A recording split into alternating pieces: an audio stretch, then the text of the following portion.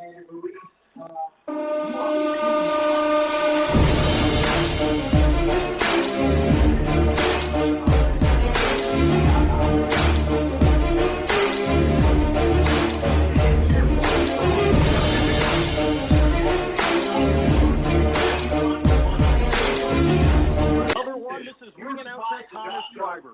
And now, ladies and gentlemen, the time has arrived for Inside Boxing Weekly. So here are your hosts, Mike Goodpaster, John Einreinhofer, and Jeremiah Preisser on the Grueling Truth Sports Network.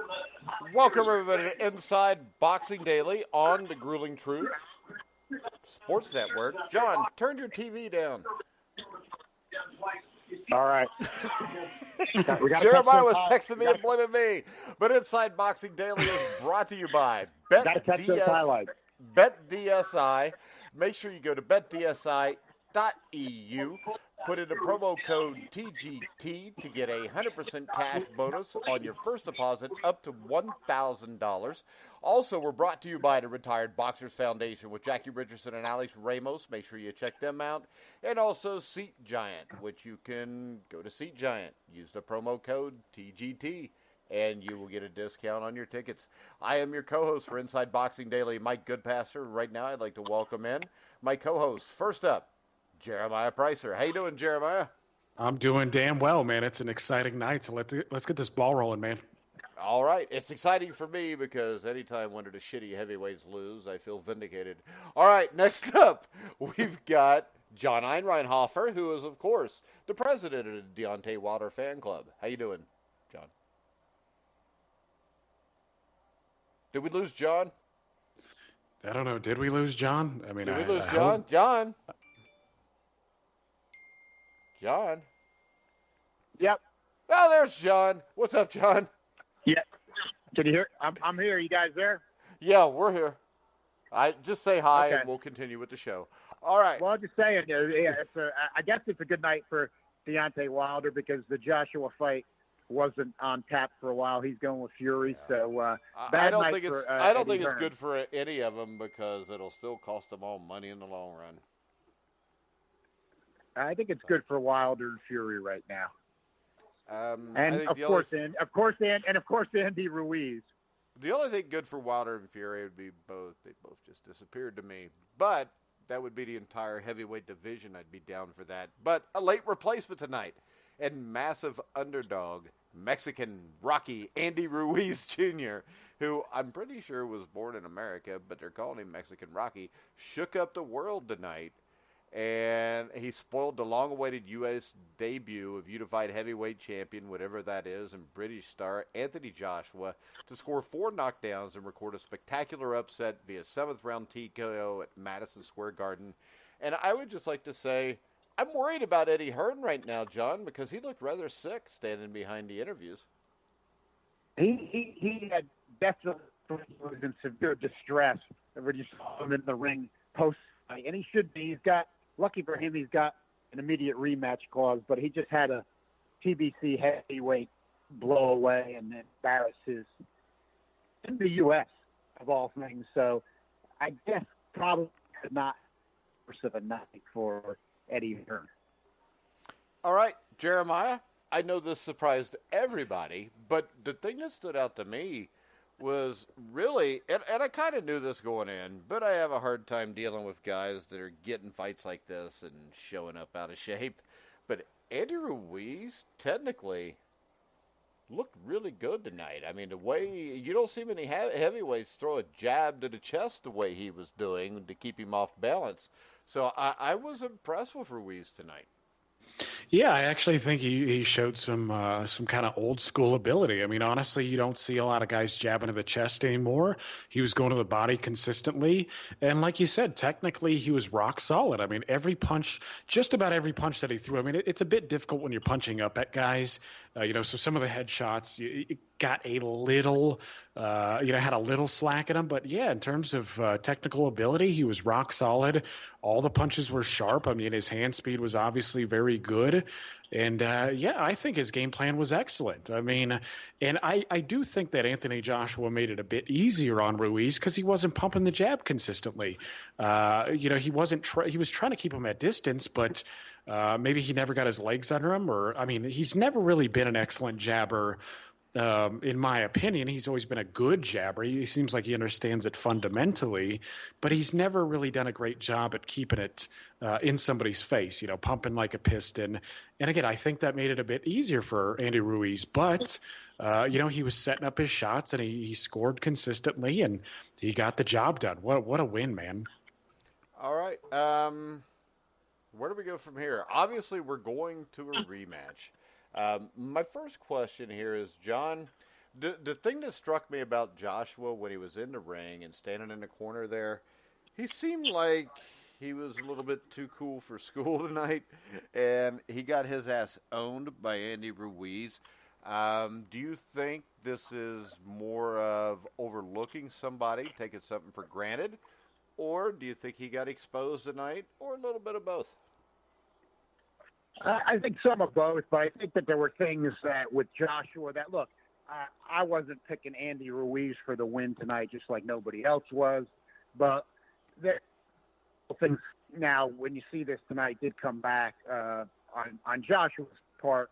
One thing I was consistent of, I was never took the life and death struggle with the 41-year-old Vladimir Klitschko, who was basically done, who had been off for 17 months, as a positive or badge of honor. I thought it showed vulnerabilities. I did say that at the time. Yeah, again, similar to Luis Ortiz. Let me just finish, Mike. Let me just finish. Now, it was not similar in the sense that Luis Ortiz wasn't a spent, inactive 41-year-old. No, he was 45. That showed a lot of, that showed vulnerabilities of Joshua. That's the first thing. Then the second thing, a little bit along the lines of what Jeremiah is saying, is that, and, I had said this before about Joshua, and this perplexes me about him, but for a guy his size, you look at him and you'd think, well, he should kind of be like the Vladimir Klitschko maybe of 2019, but he doesn't throw a 1-2. He doesn't pump out the jab and come behind it with a good straight right hand,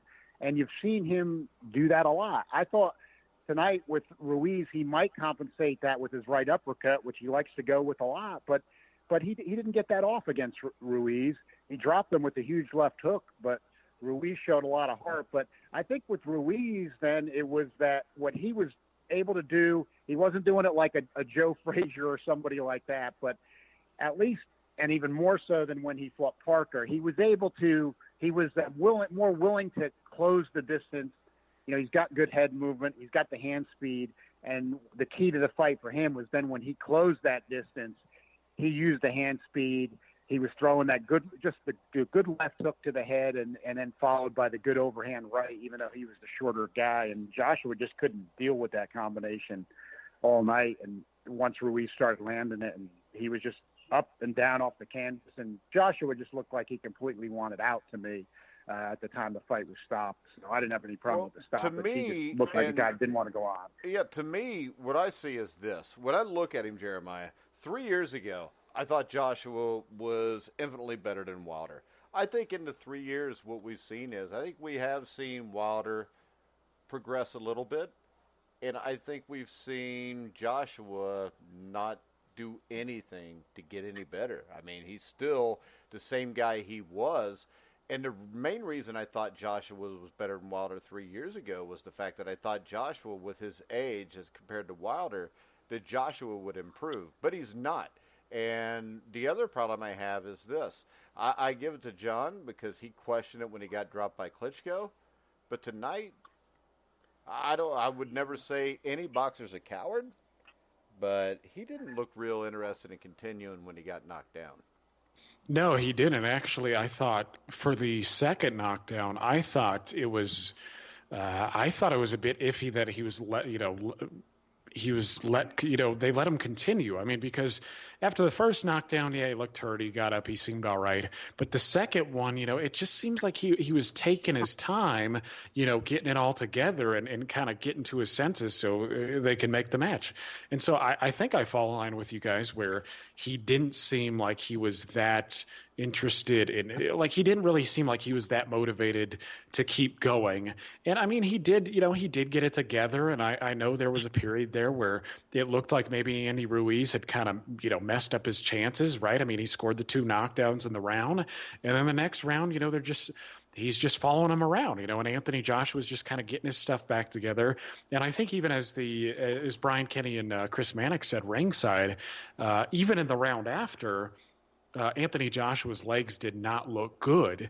And so it seemed as if while Joshua was trying to, put the pieces back together, Ruiz would go in there and try to finish the job, but he didn't. So, I think it felt for a lot of people like, oh, maybe he's thrown his chances away because you never know how it's going to play out there. Maybe the way Joshua. It felt to me. Yeah. I mean, I could certainly, see that line of reasoning, but obviously, Ruiz figured he was a bit more confident in his ability, and he ended up getting the job. But especially in the last one, when the last knockdown, when the mouthpiece came out, and as slow as he was. I mean, he was even slower this time, to try and get up and put it together. And I got to give him credit that he did get up. I mean, he didn't just lay on the canvas and shake his head and say no more. I got to give him that much. But I do agree. I do think it was the right call for the ref. Joshua just did not seem as if he was going to he didn't really seem like he wanted to bite down on the mouthpiece and get, any further punishment. How about this? I think what you just said there is the problem with Anthony Joshua. When the shit gets rough, John, he doesn't want to bite down on the mouthpiece and get through it. No, he just didn't look that way. I'm with you, Mike. It's got to be understood. It's boxing. We're not questioning anybody's courage getting in there. They're risking their life. But with that understood, within the parameters, right, of the sport and where we got to evaluate, he did not respond. Let's face it. It doesn't look like he takes that good of a shot. And the resilience, yeah, he was getting up, but just the body language, the look, he like Jeremiah said, even earlier when Ruiz hurt him, he looked like he didn't really want to go on. I mean, this is not a guy you picture down the road. Let's just say he's in some other firefight with somebody else. You just don't picture him responding. And I want to see what both of you guys thought. But another thing we probably should mention before we forget about it as to how the fight played out, I thought Ruiz was winning the fight before he even dropped Joshua and I thought he was too. Well, I don't know what you guys thought. Surprisingly, I think that the officials had Joshua by a point. But yeah, I thought Ruiz won. I think it was the first round. I thought Joshua took the second. The third round, I'd have had 10-8 Ruiz. And then, at worst, Ruiz split 4 and 5. But I think that it's highly possible he won both of those rounds, too. Yeah, that's kind of the way I saw it. I had him up. I didn't see what they were close were enough. I could see splitting 4 and 5 and maybe having to fight rounds-wise 3-2 for Ruiz. Or would it get stopped at yeah. So I think it had to be 4-2 for Ruiz with a 10-8 round. I mean, I thought that, as crazy as this sounds, John, with the Andy Ruiz's boxing ability he showed tonight, he completely outclassed Anthony Joshua. I mean, that's the way it played out. It was bizarre, but it did. I know. As long as Ruiz is committed to at least coming forward somewhat like he was tonight, because he wasn't coming forward like a Joe Frazier, but he was just doing it enough, and he didn't against Parker. In a rematch, he's got to do that again. One thing you look, we all know boxing history. Is Joshua now a guy like, remember, with Dwayne Bobbitt, when they found out that they could just throw once the he gets knocked right out, he keeps getting knocked out. Yeah, and Big John Tate, then the overhand right. It just, is Joshua going to be one of those guys? Now, he very well might be, the way he responds. That is almost every guy that happens to, though, John. Klitschko's an exception. because he changed what he was doing. Right. Yeah, he was that guy. He was that guy for a while until Emmanuel Stewart. But the difference is this: Klitschko hit a lot harder than Joshua did. Hell, he showed up almost starching him when he was 41. Well, and that's the thing, though, is could somebody like Anthony Joshua revert to a style like, Vladimir Klitschko's? I mean, potentially in this era, he might be able to turn into a jab and grab kind of guy. I don't think he's got a good enough jab to do that, though. I think listen, man, I know you and I don't think that much of the heavyweight division. They all suck.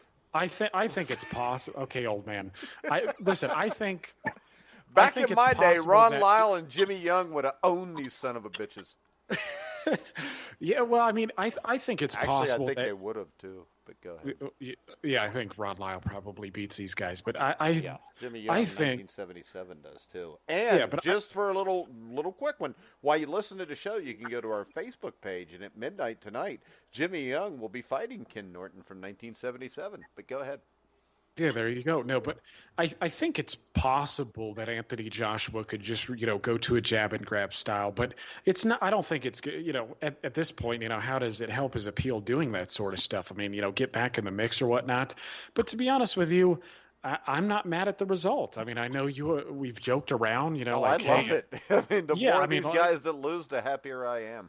Yeah. I mean, when you're going to sit here and use the, Mayweather, School of Economics and milk fights constantly. This is the kind of stuff that you get. I mean, I'm not that upset at all. I wouldn't be that upset if Tom Schwarz beats Tyson Fury. I mean, it's just we need the best fights consistently, and this is why I would be upset because wouldn't that hurt Manuel Char in a historical reference for boxing? I don't even know where. Well, Char's fighting Brian, so his but what I'm schedule's saying is he's a German, and isn't Schwartz a German? Exactly. Yeah, so it would be nice to see Schwarz become the lineal champion. Then we could have like a German face-off for the heavyweight championship of the world. Yeah, exactly. We could, for the first time ever, I think you would have two Germans fighting for the heavyweight championship of the world. But again, I don't mind this at all. I mean, it's funny because a lot of people were there are real guys who were classing Anthony Joshua as a potential, all-time great and whatnot. And there's a guy in particular named Will Vickers who, has got a big he's a dumbass, though, isn't he? Oh, he's a huge dumbass. He's such a damn idiot. But idiots kind of shortchanging him. And have you ever been on his Facebox page? Oh yeah. Well, I've taken a bunch of things. I've taken a bunch of things from there and used it for my casual Mondays. In fact, I have an award dedicated, to the dumbest comment of the week, and it's named after him. But I really have to go to his Facebook page now and see what he's talking about because I guarantee he's just crushed. Isn't he British also? Oh, he's crushed. He has to be crushed. Well, British crushed, same thing.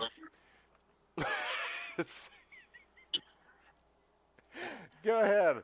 I just love to hear people talk about Will Vickers. Him and John are friends, though, aren't you, John? Is that right? I'm not. I don't know if I'm that familiar with him. Yeah, you need to be. Don't be. You obviously don't read Jeremiah's articles every Monday for Casual Monday. Sure. And I bet over the next 24 hours, you're going to get all kind of stuff to put up. Oh, yeah. I'm looking forward to it, man. I got to be honest, though. I mean, a lot of people, a lot of us didn't give Andy Ruiz much of a shot. I mean, we've got to admit that. So, a lot of us need to eat a little bit of crow. And, he got the job done. But we did say, and we've always said that with the heavyweights, you never know. All it takes is one punch to get it done. And this is what we got here. I mean, but it wasn't one punch. It was combinations, and you don't see that much. I mean, I'd like to see him drop a lot of weight and get down to the 240 so he could be a bit quicker and his stamina improve. But he got the job done. He threw combinations. Like John said, he moved his head. It's a big win, man. I mean, where would you guys class this? I don't think this is Buster. I really don't think this is in Buster Douglas, Mike Tyson. Okay, how about this? I don't think it's in that territory. Before you go any further, I would like to bring this up.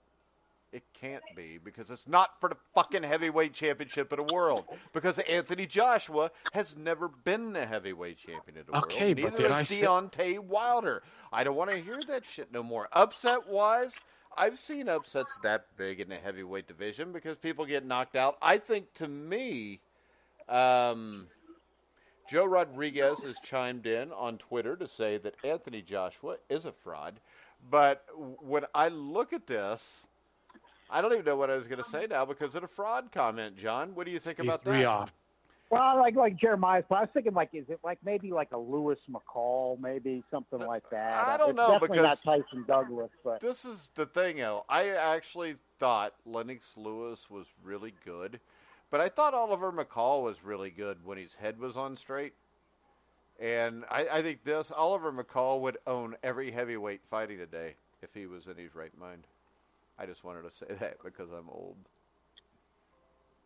Yeah, he was too erratic, but I agree with you on his good days. He could be dangerous because he could take a shot and he had some power. But hey, by the way, I've just been approved by Will Vickers to join Boxing Facebox. Oh damn, you're in for it.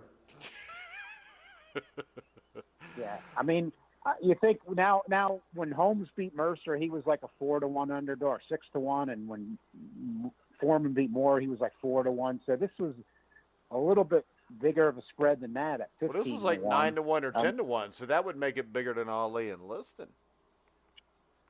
And what was when James Braddock was like an 8-1 underdog when he won the heavyweight title? Yeah, but I think agree all this is not the title, but yeah, but those were, if you're just going straight upset, I think everyone you just named was a bigger upset, just because, like I said, everybody that lost that you just brought up, I had a lot of respect for. Yeah, well, the stakes are bigger when it's the heavyweight title, and this was not that. I agree. But it is a huge upset. I mean, and when dust settles, I mean, now maybe I'm wondering if Fury and Wilder are thinking that they should have moved their fight up to the fall. I just got right to it, but it's too late for that now. And then Andy Ruiz, when is this rematch going to be? And it's going to be in England. But Joshua. He's showing some of these flaws. You couldn't necessarily see the loss coming, but some of these flaws were there, and we're speculating. Is he gonna get a new trainer and adjust the style or something? It's not a panic to say he might need to, because there's just he doesn't throw a good 1-2, and he doesn't look like he takes a good shot. Hey, we have a comment from Carol J. real quick. When I watched Ruiz fight clips before this, she's English, she said, he reminded me of George Foreman with those heavy hands. You don't have to have muscle to knock people out. You just have to have strength. And from what I saw, Andy Ruiz has amazing power. But the question is good. I'm not sure how hard, despite what happened tonight, I'm not sure how hard Ruiz hits. I mean, he hits hard enough. He's not a... Yeah, he's right. George Foreman. Oh God! I'm not even sure as far as heavyweights are concerned. Despite what happened tonight, if he's really a puncher, I mean, that's the thing, and that's what's really bad. I would say for this Anthony though, Joshua. John, real quick. If you've got a boxer that can throw punches from angles and throws, his chest. I mean, his strength comes from maybe you not seeing the punches. He's fast. I mean, the guy is fast. There's no doubt about it. And Joshua didn't look all that slow tonight. It's just Ruiz was very, very fast. And he does at 267. You can say with heavyweights that, if he's got 267 pounds behind it, you're going to get hurt. I mean, a neurologist will tell you that. But again, within the context of the division, I'm not sure if he's a huge puncher. He's not a bad puncher, but we'll see where it goes from here, because he was a puncher. He was a puncher tonight. There's no doubt about that. Well, the question is this: was he a puncher, or is Joshua just not a very good catcher? I think it's in between. I think it's that Ruiz has good power, not great power. Joshua has a decent chin, not a great chin. I mean, look at the landscape of things. I mean, just apply context. I mean, Joshua was obviously stunned against Povetkin. He was hurt hurt against Dillian White. He was dropped against Klitschko. He was stopped in the amateurs. I don't usually put too much weight on that unless they're, like one punch starched or something. But then again, to be honest with you, Mike McCollum was knocked out in the amateurs too. So, and so was David Tua, but he was pretty much like a teenager fighting a grown man. And Savone. Hey, and since he's listening, Alex Ramos also beat Mike McCollum in the amateurs. Go ahead. That's true. He did. And what's up, Alex? Yeah. And so I think it's a combination of both. And I mean, I think the thing is that just about all these guys have that same vulnerability. I mean, I think the top guys in the heavyweight division all have that vulnerability. Well, yeah, because none of them are any good, as I've been telling you guys forever. I'm still gonna. I still believe in Wilder and Fury right now, but again, Joshua just obviously was exposed. What else? Well, let's put it like this: Wilder and Fury are that. playing with a lot safer cards than what Joshua was. And as we talked about off the air, Yeah. I don't know who tricked Eddie Hearn into thinking that Andy Ruiz on 4 or 5 weeks was a good idea. Al Haben's a big. And I'll tell you this: the the only opposite face reason, of Hearn. and I thought Ruiz would get knocked out quick because when I see a man weigh 20 pounds more than what he normally does, I just assumed that he's just happy that he got paid. I was wrong. Yeah, no, that's typically what it seems like, but obviously that wasn't the case here.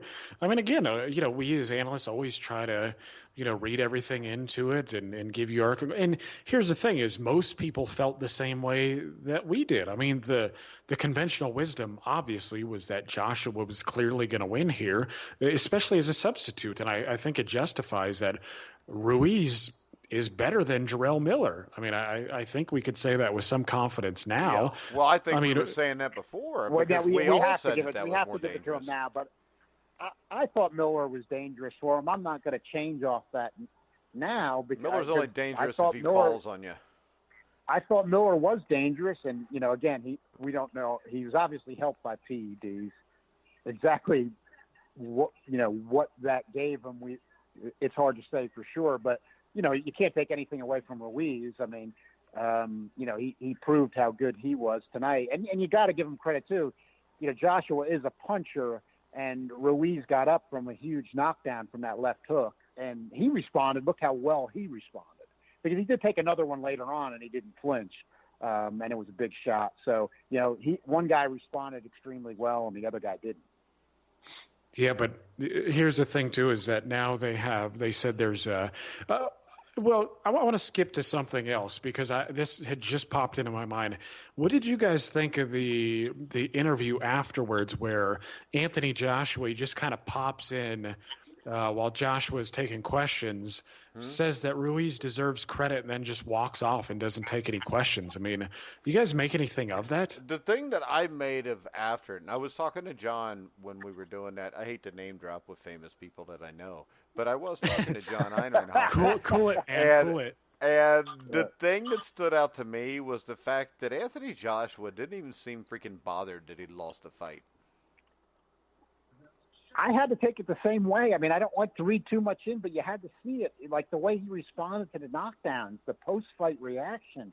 He just didn't respond at all to anything tonight. And with that a little bit, like I said, now going back and even at the time, looking at the Klitschko thing, and this guy looks like he doesn't take that good of a shot. And see, tonight he had a younger guy coming after him once he got hurt, not a 41-year-old guy. And, that's going to happen again in the future with the chin that it looks like he has. So, I don't think there's a modern Emmanuel Stewart out there that he can bring into camp to make these adjustments, or if he would even do it. But I don't think it was a one-shot thing. There just looks to be some things wrong there that if they're not corrected, he's going to keep having problems. And once again, when I think that was me. It was me or Jeremiah that made the Mike Grant versus Frank Bruno, talking about Wilder and them. Didn't we? I think Anthony Joshua tonight showed that he is Frank Bruno. Yeah, again, I think go ahead, John. No, I was just going to say, I mean, I can't, that was a Frank Bruno-like performance. I mean, to me, I mean, a lot of people would say it was Bruno's stamina and stuff, but to me, Bruno just didn't take a particularly good shot, and he would get stiff. And Mike was saying that. I mean, and that's what I'm not going to then group it for myself in with Wilder and Fury, but yeah, I mean, Joshua was Frank Bruno-esque tonight. Well, and I would like to say that Fury has to be the number one heavyweight in the world now, doesn't he? Yeah. I mean, for me personally, I mean, I definitely think it should be Wilder and Fury 1-2. I hate to take away from Ruiz, but I think it should be. Now, I know that there's some people in the rankings, which Jeremiah's part of, that I care about, transnational and the ring, that some people have a philosophy. I never agreed with this philosophy, not just because of this fight, but like, in other words, Ruiz beats Joshua, and Jeremiah, there's people like this. He becomes number one because he beat Joshua. No, I don't think it works that way. I would agree with you. I mean, if it was Fury 1, Wilder 2, Fury was the last guy to win the real title in the ring. We know there's reasons for him not to be recognized, which I understand and basically agree with, but he was. It makes more sense to me. So, Wilder 2, I mean, I thought the draw on that fight was fair to me. So, and then put Ruiz in at 3. And, I guess with Joshua, he does have the overall resume. I never really argued with that in today's division. I mean, maybe you put him at 4. That seemed to me like it might be fair. What do you think you would be voting, Jeremiah? Yeah, I think that sounds about right. I actually think a lot of guys are going to follow that logic where just pretty much what you said. I think even though Ruiz beat the number one guy, and I think sometimes it follows. I mean, if you look at the guy and you're like, yeah, man, this guy's probably gonna be on top for many years to come. I think with Ruiz, it's like, yeah, he stopped Joshua, and it's a good win. Again, we keep acknowledging that. But it also looks like Ruiz is he'd be in a precarious situation at 1. He just doesn't seem like a number one guy. He doesn't look like the number one guy. Though, of course, some people might argue, hey, the proof is in the pudding, and he did beat the guy. So I do think that he probably will end up at about number 3, and I think that's fair personally. That's probably what I'm going to vote him for. But I do have a comment, and I want to know what you guys think of this. And this is from a good buddy of mine, Doug Matthews, on Facebook. I hope you're listening in. He wants to know our thoughts on there being an immediate rematch clause in the contract, which states that Andy Ruiz Jr. has to go to England for the fight. Do you think, A, that Joshua deserves that after this performance? And B, do you think he deserves an immediate shot regardless? Who do you want first? Do you want me or John? Let's go with Mike. All right. I believe this. They signed a contract. That's what he signed. That's what he's got to do. It sucks, but it's boxing. How many boxers do we see sell their souls to get a title shot and have to get, raked over the coals by Don King for years after? So, no. For the performance I saw tonight, he doesn't deserve a shot, but it's what's in the contract, John, and you're a lawyer, so you can tell us all about that. I tend to see it the same way. It wasn't like he got caught with one bomb and then got he got his ass beat. There was just a lapse. Yeah, he was losing the fight. He got knocked all over the ring. Now, he did score a big knockdown himself, but still, he got knocked all over the ring. He was losing the fight. If you look at what transpired tonight, you don't feel like you necessarily want to see that again next, even though it'll be interesting. But I agree. It's a contract. It happens in boxing all the time. It's really pretty much, what Ruiz has got to do. And the way these boxing works, that Hearn wouldn't have given him the fight without that. I mean, it's a PBC guy. So you basically got to, in other words, if PBC is going to come away with all these alphabet belts with Ruiz, they're going to have to beat him twice, not once. And that's the way boxing is nowadays. So that's what we're going to get. But if just on tonight's performance, usually I like to see a lot of times an immediate rematch, but heck, I kind of want to, you kind of want to see Joshua answer some of these questions. Yeah, I want to see the rematch. But yeah, but we're going to have the rematch, so we're going to get those questions answered directly with him fighting Ruiz again, and it's going to be interesting. I'll be looking forward to it. But I think, like Jeremiah said, I think Fury 1 now, Wilder 2, and Ruiz 3 seems fair to me. It seems to make sense and potentially get some order in the division if something crazy doesn't happen with Fury. But there can be no order until the 3 fight. And that's the problem, Jeremiah. Even if one of the guys loses, somebody else takes their place. And now this is Andy Ruiz. And how about this, though? What if Joshua's just not that mad because Wilder's got 2 fights scheduled? Joshua didn't really want to fight anybody else. Maybe he just sat down, took a little seat, and now he's going to make a shitload of money when he fights in London against him. Yeah, maybe, but I you never know. I just know where Scoop Malawomski is going to go with this on Facebook. Yeah, it's going off the rails. So Will Vickers is probably crying his eyes out, and Scoop is scheming. Well, I checked Facebook or Facebox, and I didn't see any mention of this fight on Will Vickers' page yet. Oh, he's probably crushed, man. This was his big gay obsession, and now it's partially down the drain. So hey, but doesn't this mean that now in England that Anthony Joshua will become larger in life, like Frank Bruno? I was just gonna say, are you guys telling me that there might be some British conspiracy theorists out there that are gonna talk about Joshua coming to the U.S. John, it's boxing. It wouldn't surprise me if they say, "Hey man, let's chill out. We'll bring Andy Ruiz over here and make like $50 million, and then we can go fight Wilder or Fury." Oh, yeah. Well, it was probably, Scoop Malinowski is probably, concocting some, theory where, everything's not leading back to a central core. But, how that goes sometimes. But my thing about it, though, is I do think that if Tyson Fury and Deontay Wilder are in a rematch, Wilder said that it's signed and sealed already. I think he said that with one other fight. So I'm always just boxing. It doesn't matter. Exactly. Pugmire did report it in the LA Times. Yeah, but Pugmire sucks. But I'm going to take it. Listen, you got to. Credible publications got it out there. I'm going to assume that the contracts are signed. Well, I hope so.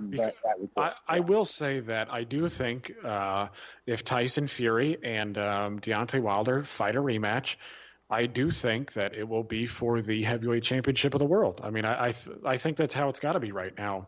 I think the pale fat boy? Listen.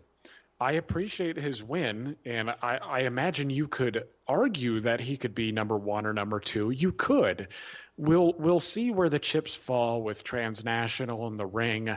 I'm hoping, and I suspect that they'll fall in line like we will, because I think it would add more intrigue to say, hey, now with Joshua sort of out of the picture, we can look forward to this being actually. How about this? I'm not making this argument, but I think this is the argument that could be made. When you look at this, Deontay Wilder's best win is what? Luis Ortiz, who beat Bryant Jennings, and that's about all he's got.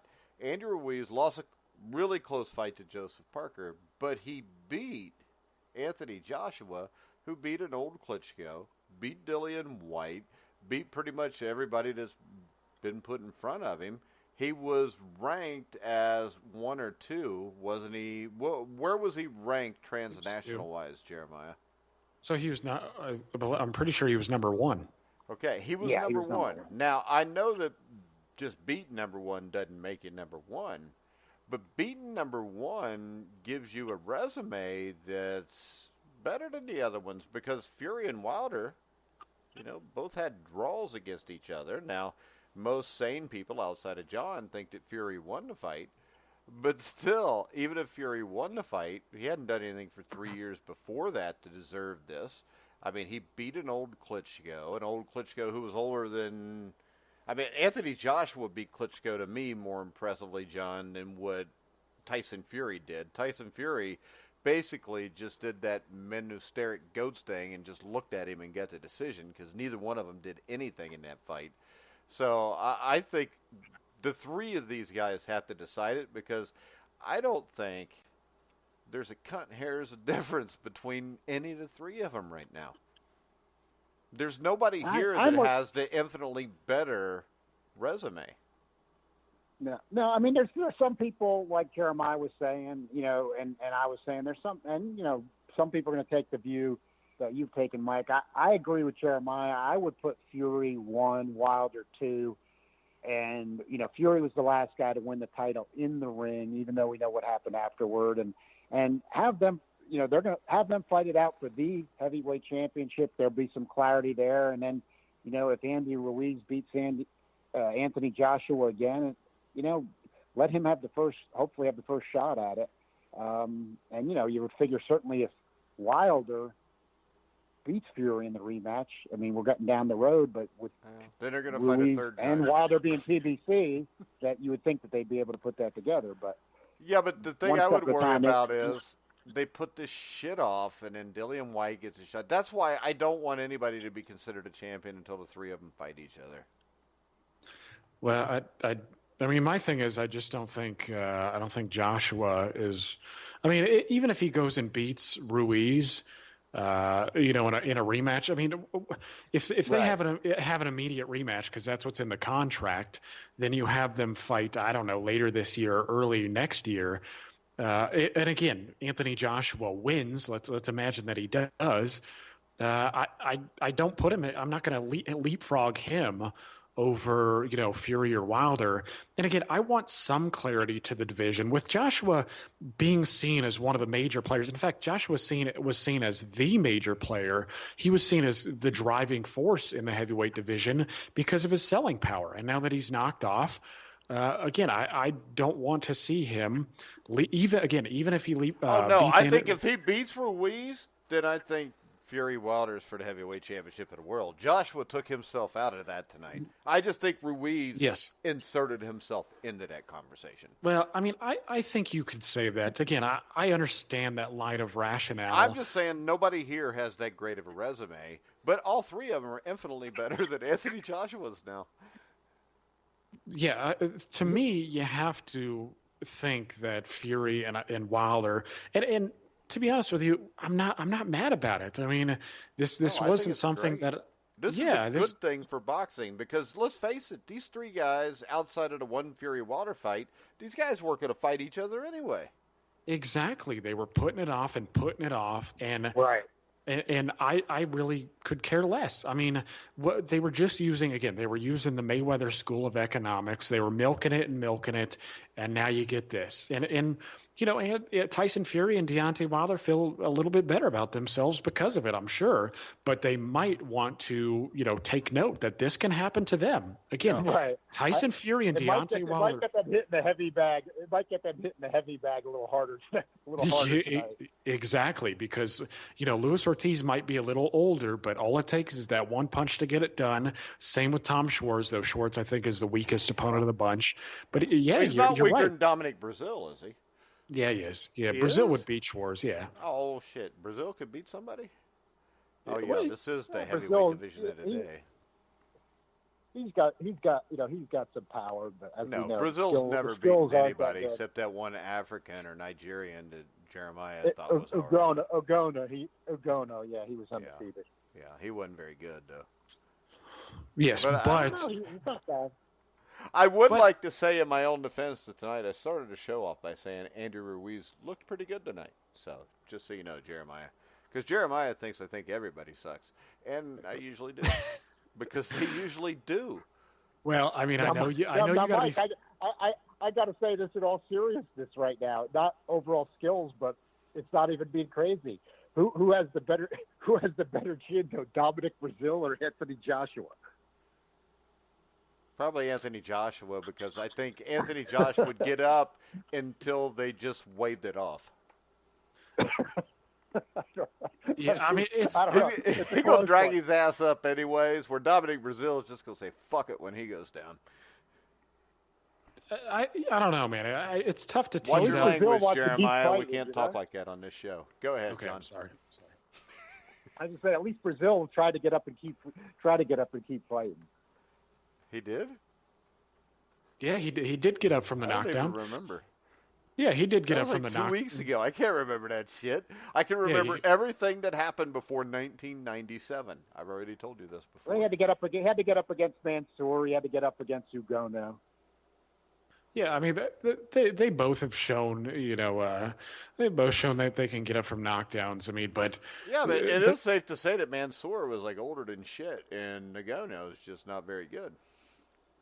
Yeah, I don't know, man. I don't know. I think Uguno's got some skill. But what's the point? I mean, the point is that I think we have a bit more clarity to the heavyweight division. And I'm quite frankly happy about the way it's played out.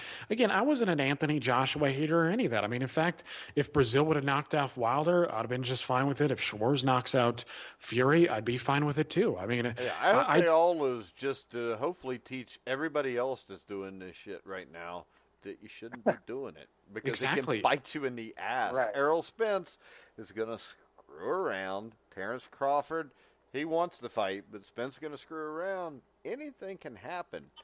Never know. He might lose to. I mean, let's imagine Keith Thurman is as good as he was. Let's imagine. Yeah. Again, I don't think so. Well, but if this is the thing, though, we don't know. Errol Spence hasn't fought a guy as good as Keith Thurman at his best, or even a Manny Pacquiao who's past his best. Because Mikey Garcia is just a fat dude. I think Kell Brook is better than this version of Manny Pacquiao. I think Kell Brook and Mikey Garcia are, I think Mikey Garcia 135. I think Mikey Garcia above that. We found out against who was it? Who was the guy that he fought before at 140? Lipinets. Well, he beat Lipinets. I know, but he did not look like he did at lightweight once he got above lightweight. Well, here's my thing is I honestly don't know if Mikey Garcia at 147 is as good as this version of Manny Pacquiao. I really don't know. I don't think he is. I think slow. You could. Well, I think you could. And he looked a little chubby around the waist. He wasn't fat, but he obviously didn't look near as ripped as he did at 135. But I mean, you look at their performances against Adrian Broner. I mean, and did Mikey Garcia? I think they were pretty comparable, to be honest with you. And Manny Pacquiao, even at this age, is still moving his hands. I don't know, but the thing is I do think Keith Thurman, when he was fighting Porter and Garcia, I do think that Thurman is better than Kell Brook. I think it's arguable because I do think Kell Brook had a lot of talent. I just think he threw away a big part of his career fighting a bunch of, like the JoJo Dans of the world and whatnot. But you never know. This is boxing. All it takes is one shot. Even at 147, I know Keith Thurman is not a huge puncher, but he is a good puncher. And again, you don't know. But this is the thing is I really don't mind. I mean, I get my favorites just like anybody else, but I also understand when they're playing the waiting game and they're trying to milk everything for what they can get. It irks me, and I don't mind seeing them knocked off. But I'm happy that there's a bit more clarity in the heavyweight division now. And so, hopefully these guys can look forward to fighting one another. And, I think that's a bigger fight because of it. I think Fury-Wilder rematch is bigger because of it. All right, let's move on. Let's talk about Katie Taylor versus Delphine Pearson, who we had questions about how good she would be because we had never seen her fight, to tell you the truth, Jeremiah, when we talked about it on Friday night. And we found out this. I don't think she is necessarily one of the most skilled boxers I've ever seen, but damn it, she comes to fight. Yeah, I mean, I got to give her that. I mean, I think she could beat Wilder and Joshua. Well, you're way, way wrong there, but no, I'm not. You prove it. Because they're not going to put. Well, maybe Joshua could become one of them transgenders now and fight women, and then maybe he could be champion again. Fight Clarissa Shields. Clarissa Shields would light his ass up. Well, so the fight itself, I mean, Persoon, like you said, I mean, we talked about it on Friday. We had no context at all. I mean, her record looked good. When you look at the few pound-for-pound lists out there, she was rated highly, and I think she justified that position. I mean, I'm watching a lot of Irish guys, who I'm friends with on Facebook, and a lot of them thought Persoon won. I did too. I mean, I thought it was close, but I thought she outworked her, and especially down the stretch there, she just kept moving her hands. She just kept getting rough. And the way she utilized distance was pretty good. Again, she's not a real technical boxer or anything. And a lot of the commentators early on were like, "Oh, her feet are so slow. She's struggling to keep up with Taylor." She just kept plucking away and plucking away. And Taylor, to her credit, again, she's got good combinations. She's got good hand speed. Her sense of distance is good. I mean, you can see the amateur pedigree, but, Pursoon was a bit like, Ricardo Mayorga in there. She was just rough. She was throwing shots from awkward angles. She just kept getting it. She was pushing off. She was working on the inside. I mean, I really think that she justified her pound-for-pound position, and I'm pretty sure that these pound-for-pound lists that exist, I doubt they even knock her down a notch. In fact, I wouldn't mind if there was – I think they said she was like number 6 or something. I mean, she probably deserves a promotion after this. Well, I think these two should probably be 1 and 2, and they should fight again. And this is a women's fight that I actually would like to see 12 rounds, 3-minute rounds. Yeah, I agree. I mean, it was and you could really see that Taylor was feeling the pace, down the stretch. I mean, she was burnt out. I mean, Pursoon, look, she has a great engine. Again, you can see that she's been doing it for many, many years. And it's funny because Pursoon is seen as this big veteran, but I was surprised that Katie Taylor is already 32 and Pursoon was only 34. But yeah, it was a close fight, and honestly, I want to see a rematch. It was that close. The thing about Pursoon that I think made the difference here, John, was I thought Taylor took the first half of the fight. I thought Pursoon took the second half of the fight. And Pursoon, I mean, she was headbutting. She was using her shoulders, her elbows. She was just roughing the hell out of Katie Taylor. I almost said Katy Perry. But I would like to see Pursoon fight Katy Perry because I don't like Katy Perry either. I think she's overrated also. But this is a fight I would love to see again. I don't think that it was like a robbery. I think you can call it controversial, John. Yeah, I thought the fight could have gone either way. I saw it similarly to you guys. I didn't think Pursoon, she really came to fight and she really wanted it and she was very active, which that's all to her credit. She didn't wow me with her talent.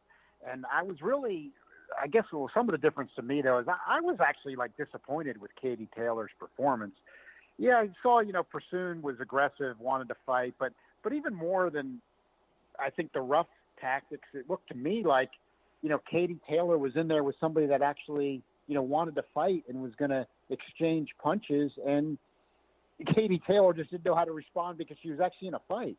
And it didn't look good because to me, as I was watching that go along, and I agree, she faded badly in the second half of the fight. She looked to me like she was ready to go.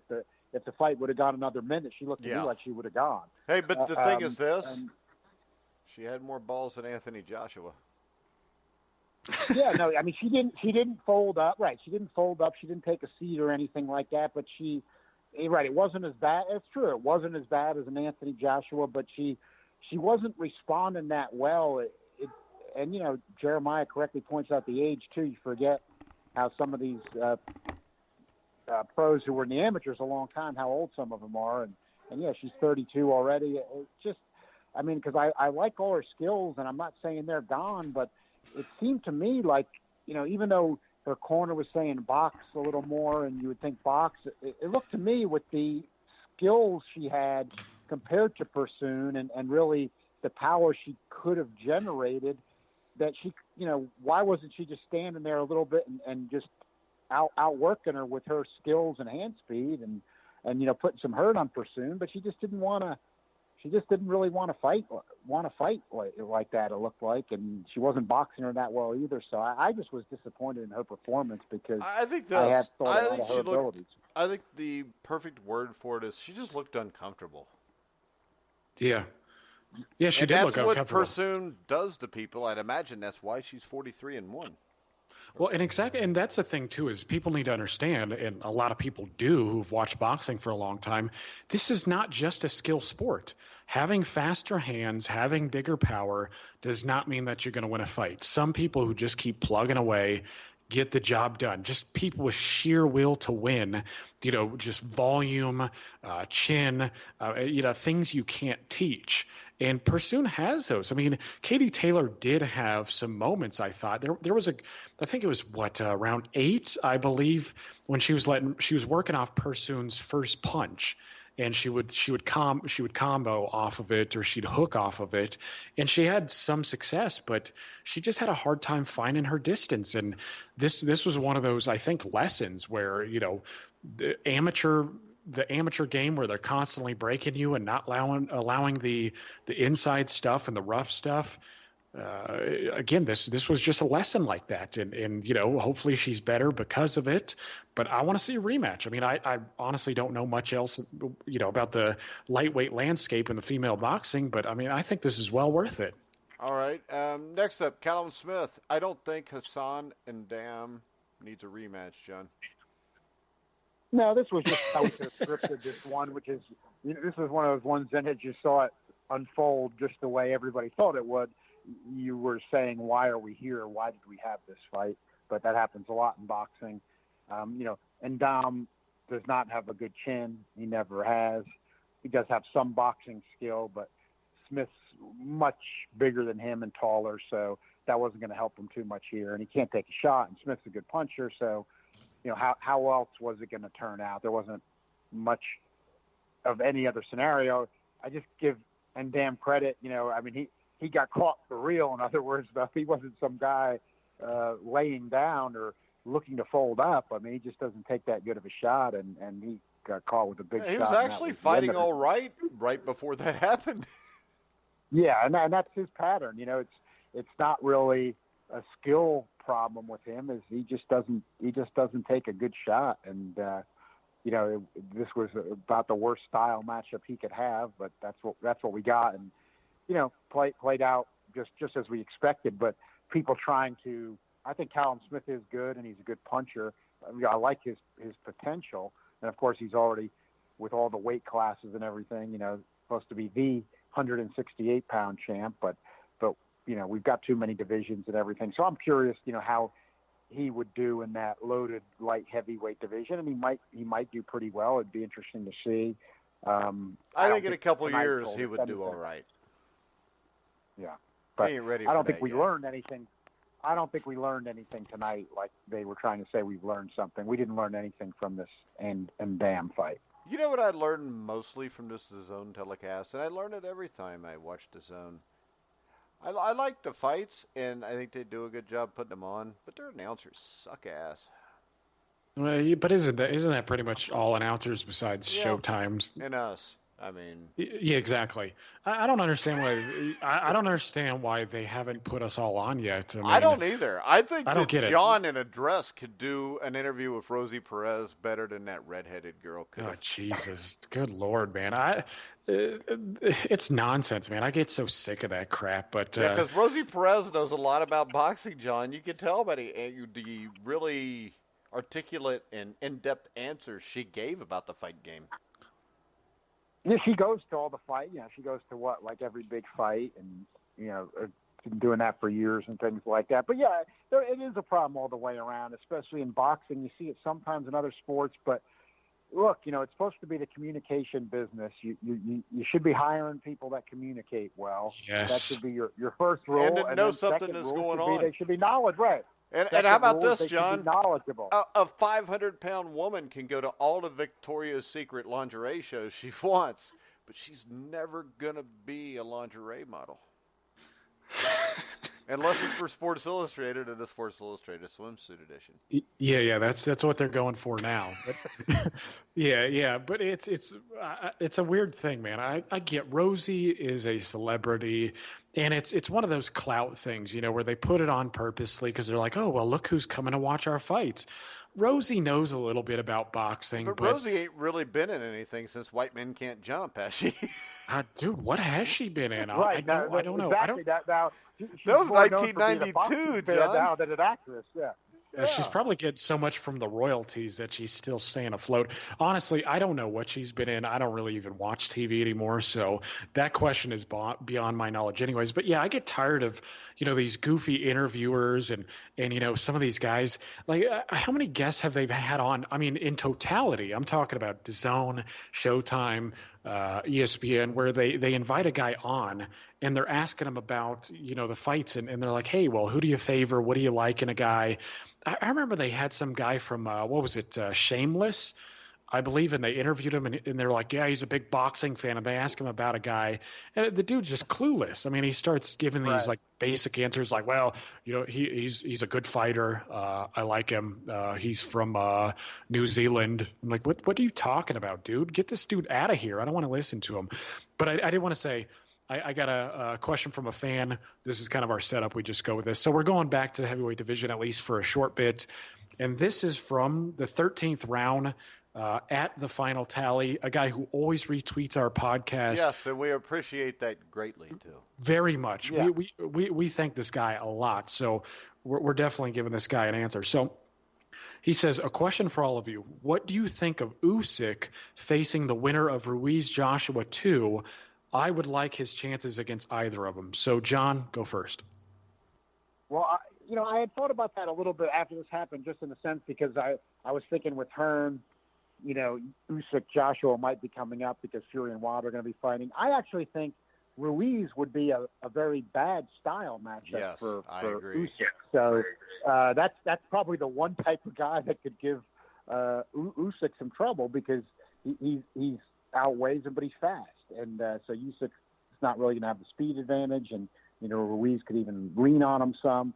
And he showed pretty good power tonight. Now, I still don't know, and this is nothing real, against Usyk. I mean, even though Ruiz wasn't a huge puncher and blew away Joshua tonight, still Usyk's style might not match up where, he's exploiting Joshua's vulnerabilities the same.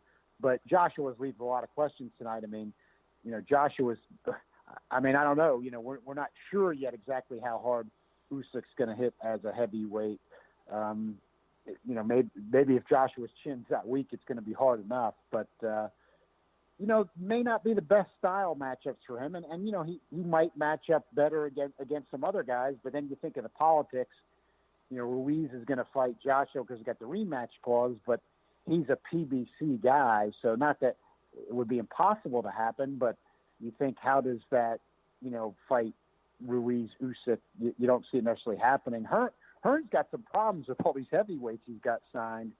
If Joshua doesn't win that rematch, as to what he's gonna do with all these guys, really, because he can make some fights in Europe, but they're not going to have any kind of real selling power in the U.S. and that limits what you can get out of them. So there could be a problem having all those Europeans now with Joshua not at the head of the class. Well, I'll give you this. I think Ruiz, when you look at it, looks like a style problem. But the other thing is this. Usyk is not a big, lumbering guy. And when you talk about he's punching, we don't know if he'll carry that up. Hell, he might punch harder. May not. But I think Usyk technically is better than everybody we're looking at here. And with Ruiz, he's technically good in a way that may not be conventional, Jeremiah, if that makes any sense.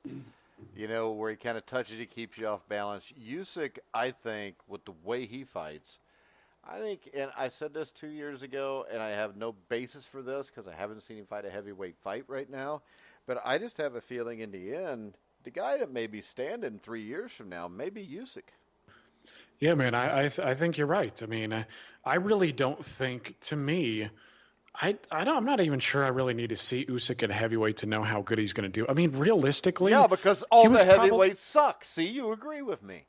Well, and not only that, but it's because Usyk was probably 200 plus pounds in all of his cruiserweight fights anyways. I mean, he's weighing in at 199? I mean, you don't think he's putting on a little weight overnight? I mean, the dude, he fought as a heavyweight as an amateur. He was essentially a heavyweight going into the fights against those cruiserweights. Again, I'm sure he put on some weight going into the fights. I think he's going to be just fine. And I think he beats a guy like Ruiz too. I actually think he beats Ruiz pretty clearly. Again, heavyweight fights, no heavyweight fights. I just think because even if he doesn't hit that hard, I mean, you look at how badly these guys gas. I mean, it's one thing when you're Andy Ruiz and you're following Anthony Joshua around and he's not really giving you much to think about. Like you said, his footwork, and it's funny because Joshua's footwork is actually some of the best in the heavyweight division in terms of being technical, right? In terms of being efficient. He knows how to move. Just not real quick. Exactly. He knows how to move. He understands positioning. I mean, he was a gold medalist. Okay, that's kind of arguable too, but he was a gold medalist. I mean, he was an amateur for a long time. He understands footwork. His balance is good. But none of these guys, I mean, barring Tyson Fury, none of them have footwork, I think, even near the level of Alexander Usyk. And so I think Usyk's going to be just fine. And I think right now, I'd favor Alexander Usyk over any of these guys. I agree. All right. We got anything else before we wrap it up, Jeremiah? No. Did we want to talk about the Kelly fight? I don't really care about Josh Kelly because he just pisses me off. How about you, John? What do you think? I think he sucks. I don't think Kelly's really going anywhere. No. I mean, the majority of guys that fight the way Kelly fights, unless they're extremely special, get their ass knocked out at some point, and that's what's going to happen to Josh Kelly. Yeah. Welterweight's too tough of a division. I mean, for a guy, he couldn't get by Robinson, and then some of the Brits, not all of them, will say, "Oh, well, he's just first stepping up." But come on, look what Ugas did to Ray Robinson. Yeah. Remember that when you think about Kavaliauskas and Kelly. I mean, Ugas is not a big puncher at welterweight. Took out Ray Robinson decisively. Usyk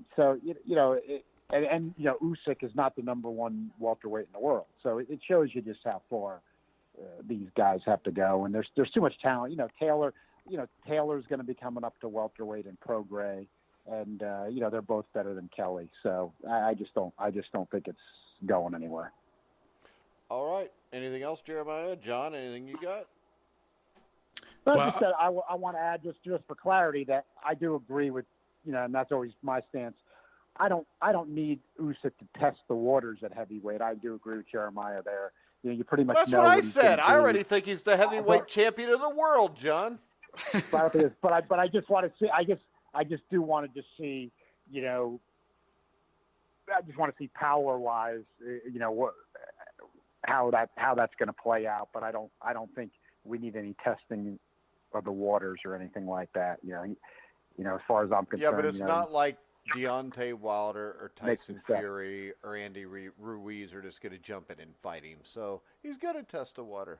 And when he tests the water, he would probably be best off to get knocked down like twice in the first round and eke out a close decision, because then one of them will fucking fight him. Jesus, man. Can we just get on with it? So I have a couple of notes, and because I wanted to look at the news because I wanted to see the results for the other card. I mean, a lot of people weren't talking about it, but there was also another card, Devon Alexander versus Ivan Redkach. I want to touch on a few things here. So Deontay Wilder said Joshua wasn't a true champion. That I agree with. Said his whole career was full of lies. That I don't agree with. I actually think a lot of these guys, if they fought, better competition regularly, I think there'd be a little bit more exposing that going on. But Willie Monroe Jr. decision, Hugo Centeno, which is a surprise, but even bigger surprise, Ivan Redkach at welterweight knocked out Devon Alexander in 6 rounds. Yeah, I did miss that because I'm sad I missed it because I didn't want to miss any of the Joshua fight, of course, but I was able to slip in Monroe Centeno, and that fight was a little closer than even the scores seemed to indicate. But I don't argue with Monroe getting a decision, but then I thought, well, I'm just going to focus on the Joshua Ruiz card, which of course no regrets, but I didn't catch any of the Redkach and Alexander. But Devon Alexander's always had a good chin, even when he hasn't looked good. Right. That's what's really odd about that. And, yeah, but he really hasn't done anything in like 8 years, has he? Well, not really, but he fought okay against Berto. There was that bad decision, and he was kind of working his way back. Yeah, but it's halfway Berto, decently. and it's 2018. Right?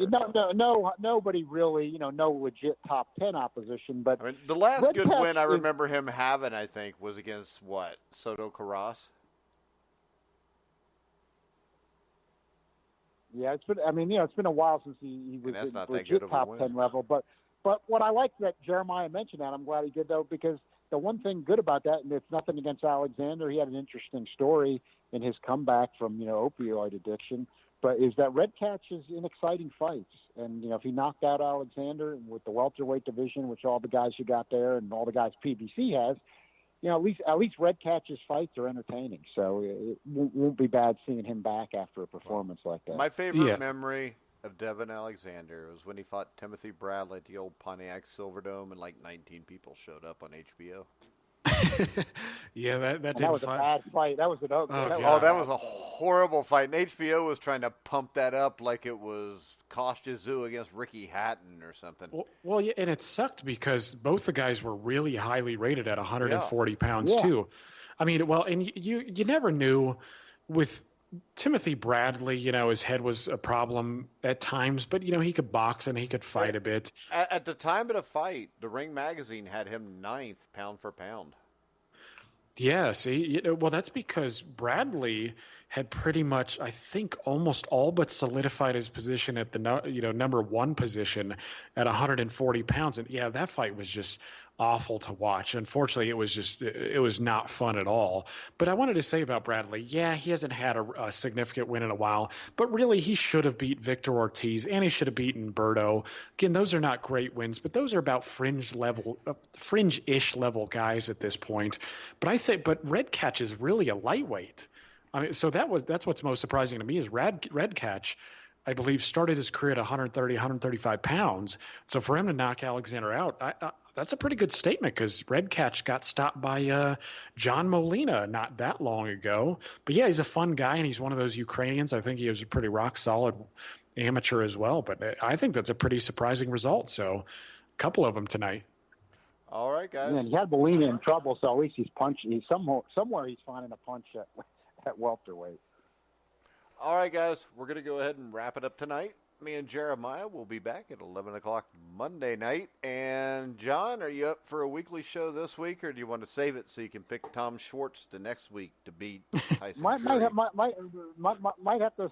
After this one, might have to save it to next week, but we'll see. Yeah, I don't think what's coming up this weekend or next weekend, Jeremiah? Oh, God, what is going on? Probably have to ask John. I mean, we got the... Golovkin, the return of... Oh, yeah, Golovkin against Steve Rolls. Yes. Can't wait for that. That'll be a classic matchup. Mm. And then I do think, John, that we will get Golovkin against Canelo because DAZN's going to want to make some money. Well, yeah, now with Joshua basically being reduced in stature, even though people want to see that rematch. There's more pressure to get. I think the DAZN needs to give us the Triple G. Canelo, yeah, because if they give us Triple G Canelo, the one thing we do know is it'll be a fight, and it'll be a good one. The decision is just right. Ass. And it allows you as a DAZN subscriber to say, okay, I paid my $100, but I got Canelo Triple G3, and I got Jacobs Canelo. So and you got tonight. Tonight was worth the money right there. Got tonight. It was. You would have never wanted to miss that. Let's face it. DAZN is better than any other thing out there, boxing wise, on TV. It is. What's better? What's better? Tonight was good, at least. Well, they've had a few good nights, and it's a lot better than PBC. And I know PBC pays you, but you need to quit defending them. Come on, John, just let it go for a night. Yeah, if you got to let it go. You got to quit it with the anti-DAZN bias. The anti-DAZN bias. Yep. Oh, John is licking his chops after night. He's like, yes, because PBC and PBC's now got the heavyweight champions of the world. Exactly. Well, you know what I mean? I should just drive those people crazy tomorrow and start saying PBC with all the belts. You should. But see, the thing is, I'll make a hashtag PBC all the belts. and then I'll retweet it and I'll put hashtag @RealJohnLaw, hashtag Shield. And then the entire United Kingdom can then come after my Twitter account. Well, you know what? The last time the entire United Kingdom came over here, They got sent fucking back home with their tails between their legs, and they had us outnumbered 10-1, John, so I wouldn't worry about that. And for all our British fans that listen, I'm just kidding. It's just late, and I wanted to make a joke. I apologize sincerely from the bottom of my fucking heart. All right, guys, we're going to go ahead, and we're going to wrap this up. Ooh, I heard an echo. Yeah, what was that? I don't know. Sounded like I was on a CB radio or something, 1978, and Smokey and the Bandit. All right, guys, you can hear all of our shows on iHeartRadio, iTunes, TuneIn, Spreaker, Stitcher, Spotify. Wherever you hear sports podcasts, you'll find The Grueling Truth. So for John Einreinhofer, Jeremiah Preisser, I'm Mike Goodpaster. You've been listening to The Grueling Truth, where somehow Andy Ruiz is a partial heavyweight champion of the world. What a game.